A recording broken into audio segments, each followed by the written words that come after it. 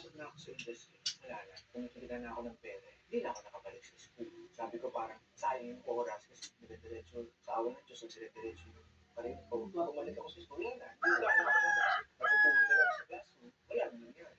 So, sabi ko, ayoko matulad dyan doon, anak. And then, sabi ko, sa kalating taon na lang, sabi ko, anak, tapusin mo, and then, mag-artista ka. Diba? At least, may babalikan ka. Sabi ko, kasi nahihirap kasi sa panahon na yun, lalong-lalo na sa Pilipinas. Wala kang tinapos dito sa atin. So, alam mo na. Paano ka na-convince or na-surprise ka ba nung pumasok siya bigla sa TV? Nagulat na lang ako eh. Sabi niya sa akin, pinakita na sa akin pa, ganyan. Pasok na ako sa TV.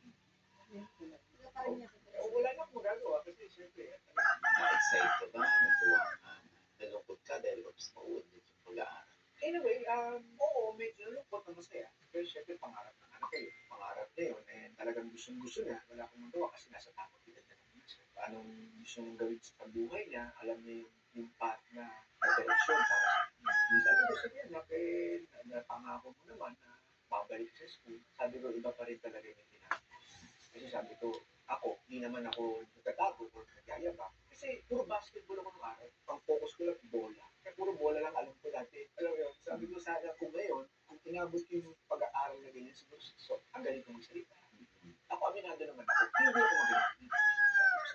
Nag-i-English ako, pero hindi ako magaling. So, kaya sabi ko, anak, ayoko pa yung matulad sa akin na ganyan.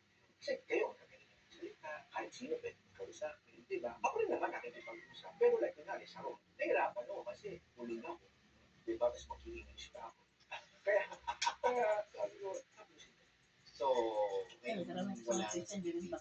Singing ba Kasi yung mga nagbalik? computer wala akong Kaya na-stop sila. Pag pumupas na sa pamilya. Nakakapag-aaral sila. Malaki na din. Piece-to-piece na lang. Ito ay sabi ko ng pasok. Siguro, wala akong Sa iba naman, honest na natutuwa ka na bukod sa James Blanco ang tawag sa'yo, tatay to ni Nico. Oo. Natutuwa ka. Natutuwa ako. Okay, nabanggit mo kanina, wala kang balita. So, syempre, iba magtataka. Hindi ba sila magkasama? Hindi ba sila nasa isang bahay? Si Inigo kasi nakausap namin dito. Parang, gano'n din ang sinabi. Hindi pa kayo nag-uusap. Oo, pag napanood yung interview mo sa kanya, siyempre, hindi pa kami nakakausap. So, how's your relationship with your kids?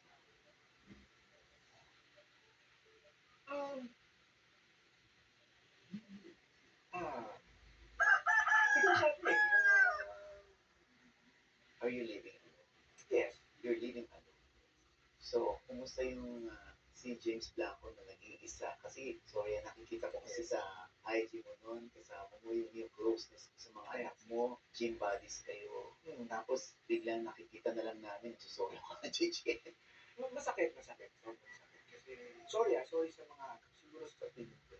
Ang tingin kasi sa mga tatay, parang super strong, hindi nasasaktan. Yung parang laging nababalik ka. Mga tatay. Masakit kasi very, very close kami. Si Nigo, si Basti, si Ate. Ako nagtulong sa kanila ng sports. Si Nigo, ako nagtulong sa kanila ng basketball. Nagtulong ko si nag-player ako, tinuro ako sa alam, hindi naman niyayabang. Hindi mo naman makita. Si Basti, magaling din. Pareho silang magaling. So, naging sa university sa school. Tapos yung daughter ko, sporty rin. Sinasama ko sa gym. And all of a sudden, wala na. So, ilang months. Mula nung pumasok si Inigo, hanggang paglabas si Inigo at hanggang ngayon, Yes. wala pa kayong communication. Not even a text message. Wala. Did you try to reach out? Nag-effort si James? Kasi may napanood ako talaga.